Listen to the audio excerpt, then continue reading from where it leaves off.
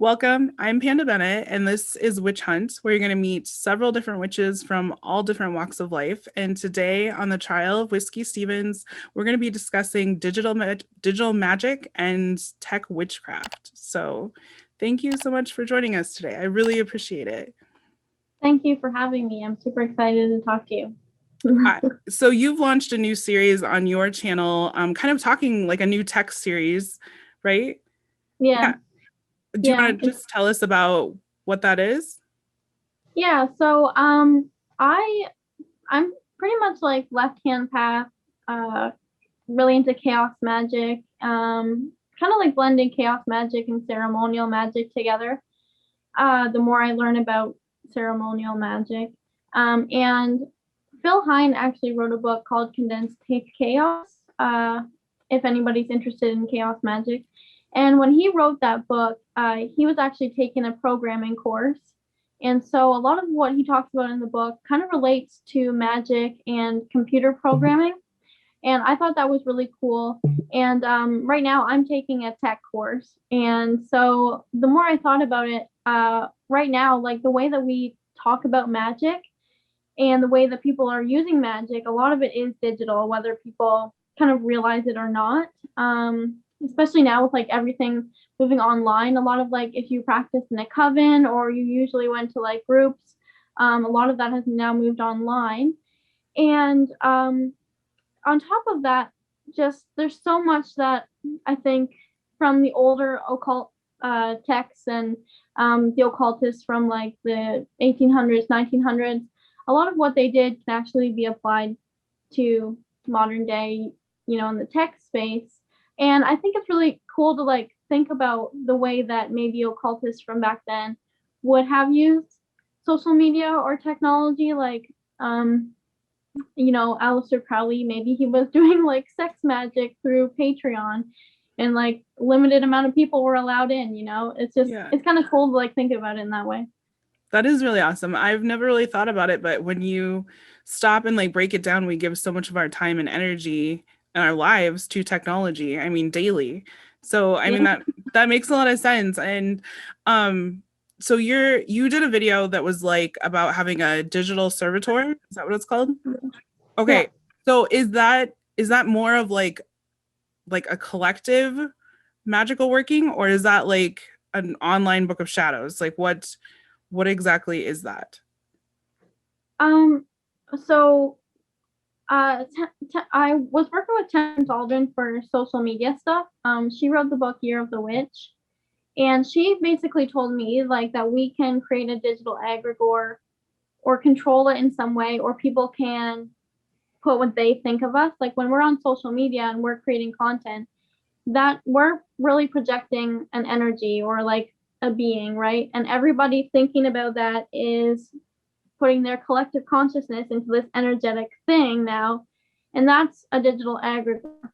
A digital servitor is when you create this entity, this separate being, right, from your energy and from your consciousness, and you use that energy to do a very specific task for you. So some people like to think about it like if you were to create a video game character, right? You get to really create what this servitor looks like, what it does, how long it lives for. But it's really like this energetic entity that carries out tasks for you.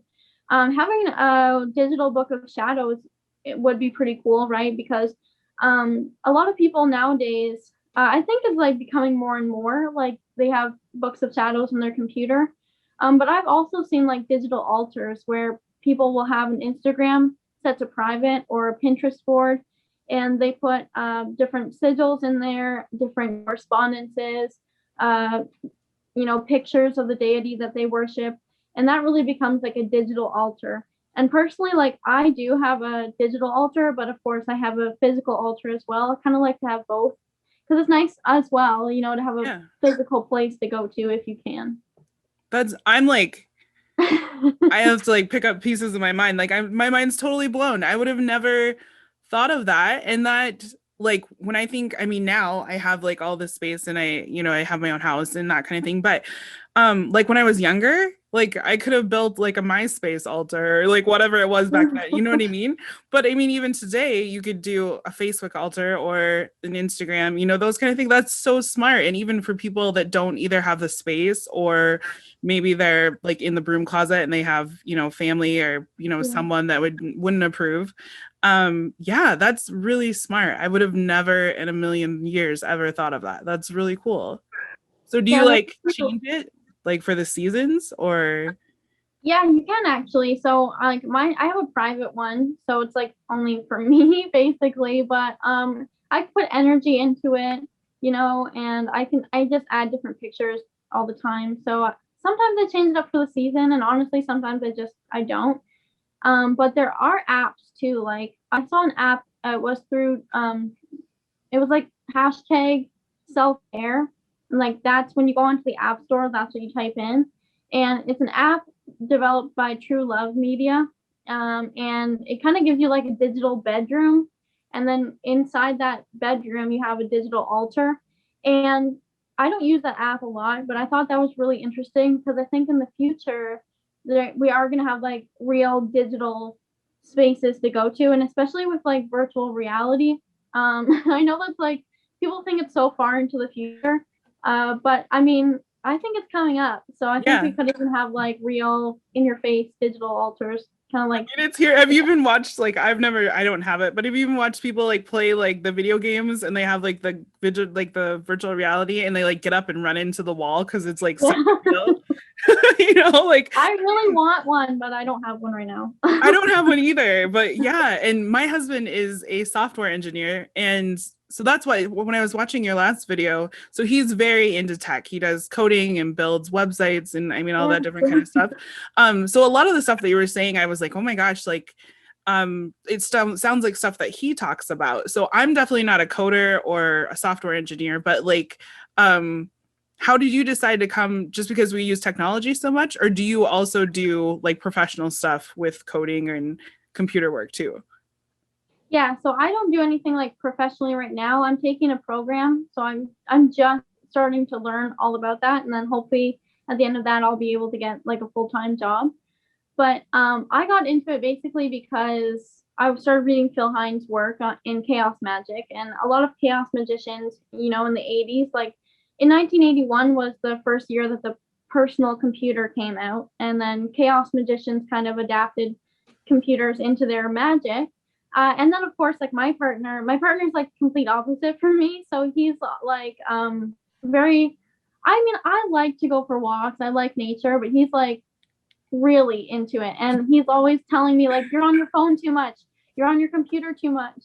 And I agree, like I could probably take a break, but that's when I was like, this is clicking for me, like I'm really using tech for magic because I'm on all the time, and of course I'm doing magic a lot as well. So too, like I just started incorporating different ways of like kind of like having my phone with magic, and I actually got some pretty big backlash when I first started talking about this, like tech and magic, because people were just kind of against it. But one of the ones that I did share, like for money magic, was pull up your banking app, and then meditate. I guess like visualize and focus your intention, and start to see like the number that you want in there, and then add like the zeros onto the end. So however much money you want in there. Then you can place your phone with your banking app open on your altar, like your physical altar, do your money magic working, focus that intention into your bank account. So, I mean, it's not like we're not doing, physical magic. We are. Yeah. It's just combining the two. Kind of. That's why would anyone like what were people saying? Like why would you get backlash for that? To me that makes so much sense. That's extremely smart and like my phone is right here. Like it's always with me and I talk so much about how it's all energy. Everything people think about just like oh what you eat, like no, it's what you watch, what you listen to, what you're reading. Everything that you intake either nourishes you or takes something from you. So why not harness technology to help manifest things? Like that totally makes sense. What were people saying? Well, they just said like it wasn't natural. Like witchcraft has always been one way, and bringing technology into it wasn't natural. But my argument to that was, okay, so in the occult space, everybody's kind of has, not everybody, but for the majority, we have social media, we have occult content creators. When people put on makeup or they dress up or however they want to look, right? Like they're still practicing glamour magic, making a YouTube video, or, like if you block somebody, like to me, I'm like, okay, well, that's just banishing on social media. Yeah. So I don't know. No, I'm totally here for it. The yeah. next time that happens, like you need to tag me in those comments because I've got all day. I'll come over there and take care of it. That's crazy.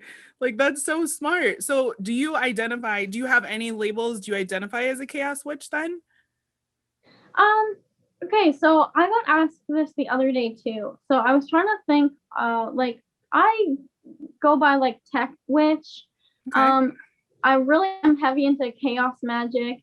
I started calling what I did grunge magic just because I don't know, like I wanted to call it what I felt. And at the time, I was like working on my altar. I was playing 90s grunge music, and I was just pulling from all these different places. And so there's like, eclectic witch is a label. Yeah. But I started thinking about it too, like how aesthetic could be used as a tool. And I wanted it to be like non-judgmental. So even though, so let's say you're practicing, you have a spell work, and to get more into it or immersed into it, like chaos magicians have altered states of consciousness to bring back knowledge. So that's their main thing, right? And so I think also for really getting into spell work and making it work for me, I like to have an aesthetic. So whatever I want that spell to do for me, if I want to have a money spell, like I'm a Capricorn, so for some reason that's just what I go to. Like if I want to bring in a money spell, I will dress in a way that makes me feel powerful, like I'm calling in money. I'll dress my altar up. Aesthetic is a tool, and for grunge magic, that kind of became a thing that I just applied to it. So for a label, I guess I would call myself a tech witch, a grunge magician, chaos magician. I don't know. Yeah. Well, and it's kind of hard, and there's so many labels now, and yeah, I've thought about it for myself too, and I struggle to find it because I've studied a lot of things, but at the same time I study it, but then I'm like, that's really nice, but that's not really me. And this is also really nice, but that's not really for me, and I even studied Wicca and I was like, this is really nice, but it's also not really for me. And yeah, so it's kind of hard. I like to ask other people just to see what they come up with. Yeah. Yeah, because it's yeah, but so yeah, the manifesting with money through the banking app, I'm totally gonna try that. That's amazing. I love that. Like, okay, so then chaos magic, from what I remember in my reading, is a lot of like big rituals. Do you also do like the bigger traditional rituals that like come from chaos magic? So yeah, chaos magic has like 6 core principles, and if I can remember them all, they're like non-dogmatic, so you can believe whatever you want to believe. It has a personal approach, so we can read all of the books, but we have to actually put that into practice. Gnosis, which is acquiring knowledge and actually using that knowledge. So there's 3 more, right? Technical excellence. So every time you do a spell work or something like that, you write down everything. Because there's a big misconception with chaos magic is that everything's very chaotic and you can do whatever you want. And essentially you can create a spell, whatever works for you, you do it. But at the end of the day, write down everything, because then you really know what's working and what's not, what you have to tweak. And really, like, the chaos thing is just because chaos was like the very first thing. If you follow kind of Greek mythology, then everything else kind of was formed from chaos. So chaos magicians really are just using that chaos to produce their will, if that makes sense. But Yeah. for rituals, you can really have any ritual or spell you want to do. Some chaos magicians, like kind of like in Thelema, they do the lesser banishing ritual, and that's something I think that you can also do through social media, right? So the lesser banishing ritual is something that you would do, once a day. And you're basically just banishing right with that. And I think that you can do that with technology. So even if you wanted to, again, like bring technology into it, you do your banishing ritual, and then you have your computer there or your phone there. And you can even create your own banishing rituals. Like in Chaos Magic, you can basically create whatever you want. So if you want to do your own banishing or protection ritual, you can do that over your technology. And I think that's important today, especially for witches that are online. Like you said, when we were talking, like TikTok and social media, like there's so much going on right now. And like, I know, like if I post something, it can go good or I can have like a lot of backlash. And there's just so much energy involved that protection is really nice Yes. because everybody has an opinion. So just like protecting yourself from whatever's going on out there. Yeah, exactly. And it does. It's all energy. It can take from you, and you have to really be careful with social media because you can't let that like lower your vibrations. It definitely happens. I don't know Yeah. why, but I always wonder. I'm just like, there's nothing else you could give your energy to than like being hateful online. But anyways, we won't get into that. So you do all this work technology ways. So then my biggest question that I wanted to ask is then do you cleanse or consecrate your phone then? Because you do use it to do these rituals, or how does that work? Am I overthinking it? I'm probably No, so overthinking. that's actually a really good question because literally like 2 days ago I did like a big cleanse. So when I do my cleanses, like okay, so daily, that you have like magical hygiene. So you can do a banishing, a cleansing daily, like minimal one, right? But like bigger ones, maybe once a month, however, whenever you feel like it. What I do is I will go through my house. So I'll usually just make like a burnable stick, but I'll go to like my grocery store because you can get like thyme and rosemary and green sage at the grocery store. So I dry that and I'll do that throughout my house, but that's obviously not enough. So after that, I will Chaos Magic. In Chaos Magic, they believe that laughter can banish any and all demons. So I'll go throughout each room of my house and like it sounds so weird to say it out loud. I've never said this. But then I'll go through each room in my house and I'll laugh. Like I'll just laugh in every Yeah. room. And then at my tech, like it's just my phone and my laptop, basically. I will laugh at them. I know it sounds weird. And then after that, if I was like, okay, if I was doing a ritual and I just felt like uneasy, like there was like an energy in here that I didn't want in here, then I would be authoritative and I'd be like, yeah, this is my space, please leave. You need to leave. And then I'll go through one last time with the rest of that burnable. So it's kind of like a big process, burnable, laughing at everything, being authoritative, and then burnable again. But that includes the tech. Yeah. So. That's amazing. I'm glad it's not just me that does that. Every once in a while, I'll get to where like I'll be doing something and it's almost like I see something run by in the corner of my eye. And I get that because there's people that are still here that this house is super old. I've been here forever. But then I just like wherever I'm at, I'm like, this is my space, like just really loud. Like I just have to say it with my whole body, like out loud. And I'm like, okay, we're good. We're good for a while. Like you guys need to calm down. This is my space. But yeah. Okay, so the other thing I wanted to ask you was, so people wanting or interested in tech magic and digital magic, what other resources, like what's helped you the most? Is there any like websites or blogs or content creators? Of course, besides yours, definitely subscribe. I'll put all of her stuff down below. But yeah, do you have any other resource tips for anybody? Well, I definitely think like reading Phil Hines' work is important, kind of like just because Because it's you a can kind of see, foundation. yeah, you can see the evolution from the beginning of computer programming and magic coming together. Also there's this, okay, so I'm gonna warn people, it's an 8-hour long video on YouTube, but you don't have to watch it all in one sitting, like, take an hour here and there, whatever. But it's Techno Pagans at the End of History, and it's with Terrence McKenna and Mark Pesk. Okay. And they're really talking about virtual reality and how the astral plane is being rebuilt in cyberspace and what that really means for, us moving forward. And it's a really cool talk. And I think anybody that's actually interested in like just magic or opening their mind into a different way of thinking, and of course, technology, if they can stand to listen to Terrence McKenna and Mark Pest talk, it's a great, I think that's a really great resource.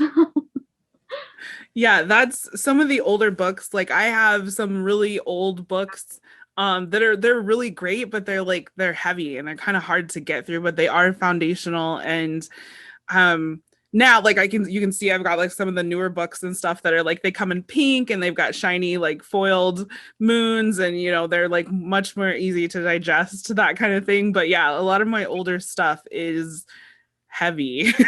Yeah. Takes a while to get through. But yeah, I will definitely check that out because I just let YouTube play like in the background as I'm like getting my stuff done. I like to listen and learn different things like that. So yeah, I'm super excited. So um do you want to tell us at all like what brought you or how you got interested in witchcraft to start, or what it's done for you as far as empowerment or healing or anything like that? Yeah, so so my family, like the one side of my family is Baptist, and then the other side of my family was Christian. But my grandma read tarot cards, or she was like a Catholic tarot reader. I don't know. So I kind of like was introduced to divination through my grandma. But when I was 16, I was gifted a book, and I wish I still had that book. And it was an ABC of Witchcraft, Past and Present by Doreen Valiente. And it was like a hardcover like book. Oh man, and I wish I still had it, but that's kind of how I got introduced at first. But like at that time, I was really struggling with, you know, my family and like what I felt. So, I didn't keep up with it until like a few years later. And I just started reading a whole bunch of stuff. I started watching Kelly and Maddox online. That's really how I first kind of was like, yeah, I think I'm a witch. And then, Me too. through that, I've just, been learning from a whole bunch of different areas and like throwing it all together. That's really how I kind of got introduced. And how it's helped me. So it really helped me. It's been helping me a lot more lately. I think because I've been really like doing it like every single day, really involved. And back then it helped me to kind of like break away, I guess, from I was just feeling really stuck in my life. I was in a heavy addiction from basically like 15 until 20, right? I'm 29 now. So I was in a really heavy addiction. I didn't know what the hell I was doing or what life was about. And it gave me something to like have faith in and to believe in, and without the fear of like going to hell or like being bad for every single thing. And I thought I was already going to hell because I had an addiction. And more recently it helped me because I had always wanted to be a writer, and I didn't think it was going to be possible for me. But I had written a book, and I kind of shoved it to the side. And like last year, I did a big ritual. I set up like a circle of rose petals. I made a sigil. I did all the stuff. And I ended up selling my book to Llewellyn. And I didn't think that was going to happen. So magic, like I think magic helps you in all areas of your life, like spirituality, being yourself, definitely. And then of course, like your career or, acquiring things.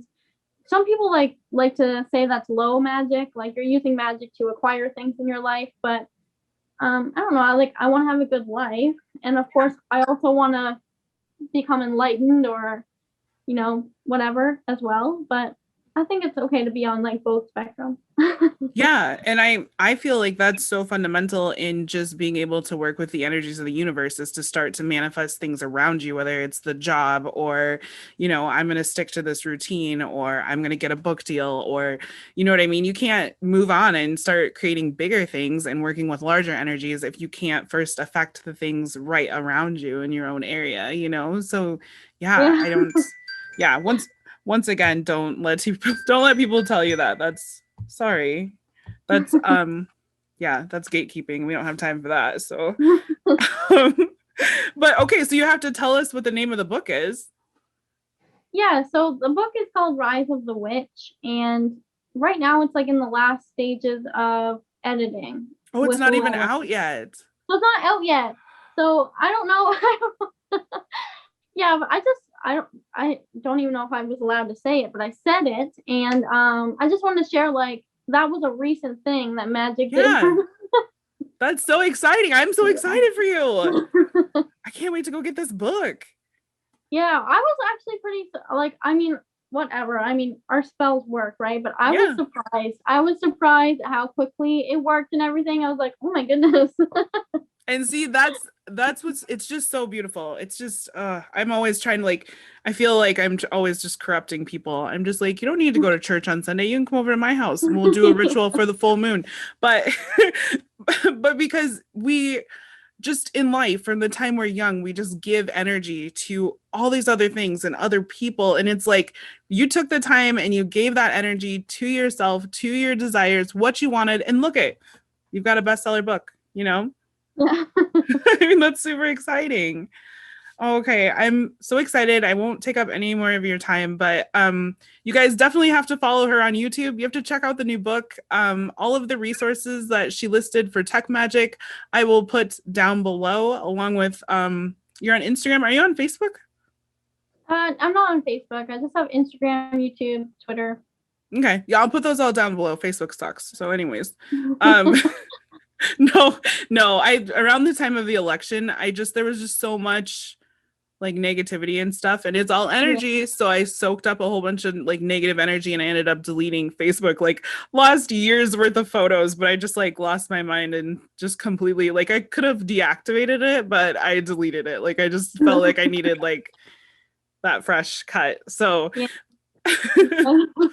yeah. So thank you so much for being here, and we will see you guys back for another episode of Witch Hunts. Bye.